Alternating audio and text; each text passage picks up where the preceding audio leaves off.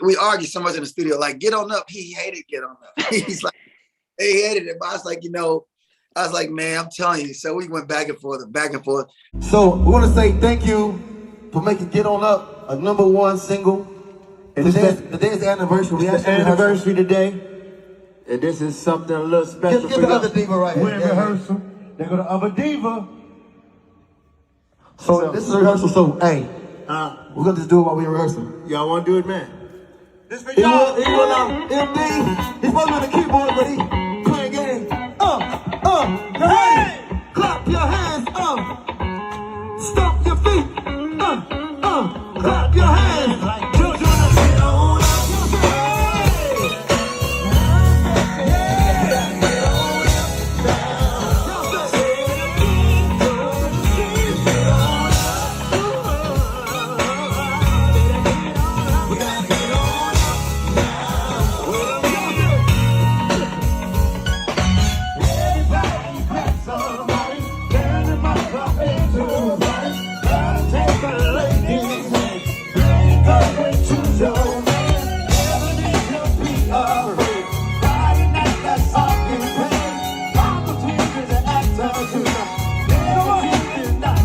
Get on up.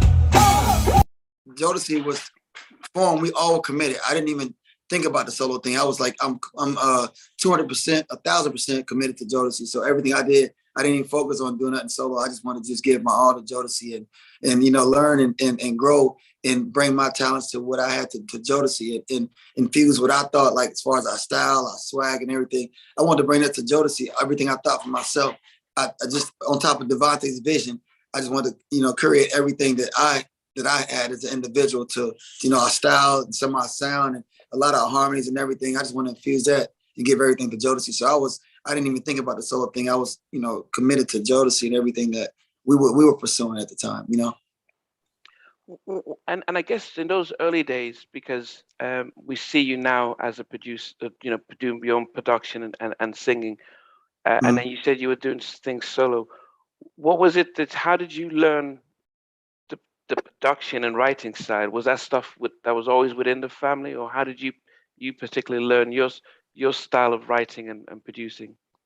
I always me and DeVante always wrote songs. Like we wrote songs as kids. Like we was right.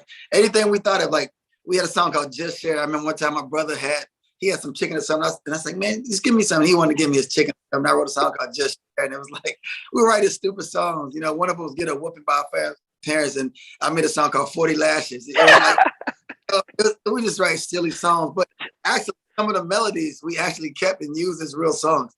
So it's like, we would write all the time. And, we never thought none of it. Like when DeVante wrote Come and Talk to Me, the first time I heard it, I think he was 16 years old. And he played it for me. I was like, and this before he even thought about doing Jodeci. It was like he had wrote this song. And I was like, man, this song should be on the radio. And it was a song he wrote. I mean, he gave it to me in cassette tape. And I kept listening to it. I was like, this is something.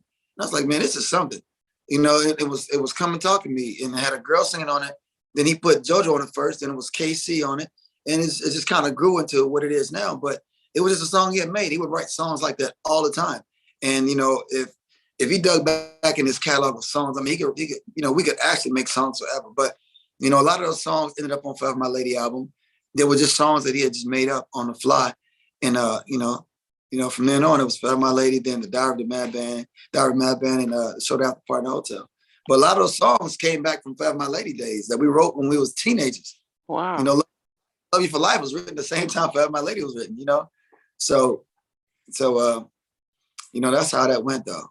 And me, as far as I always wrote, but me just being around my brother and just learning and him guiding me on how to do it as far as like my production with it and everything.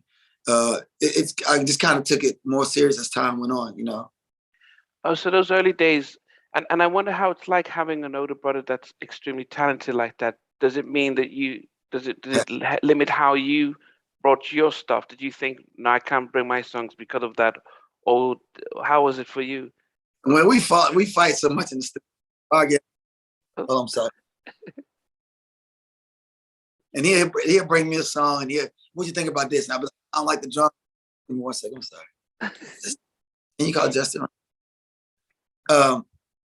yeah. So, you know, he'll bring me a song and be like, well, what do you think about the drums on this? I'm like, I don't like this. And he exactly what I tell him, he'll do the opposite. Just, you know, I mean, that's just how he is. But I have to always credit my brother for telling me this.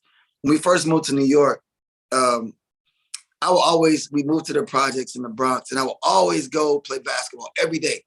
And every single day, every day. And he told me one time, he said, listen, he said, what you need to do is, you ain't getting paid to go out there to that park and play basketball. You better pick up this drum machine and spend as much time on this drum machine and writing these songs and this keyboard as you do on that basketball court, because this is going to keep you paid for the rest of your life. And that's what he told me, that always stood out in my head. And I was like, you're absolutely right. He said, you don't get paid to do that, but this is what you get paid for. Wow. And he told me, I was like, I always remember that he told me that. And I was like, you know what? Just as much time as I spend for things that I don't get paid for, I better spend time for the things that's going to support me for the rest of my life. So yeah, that's one good bit of advice he told me.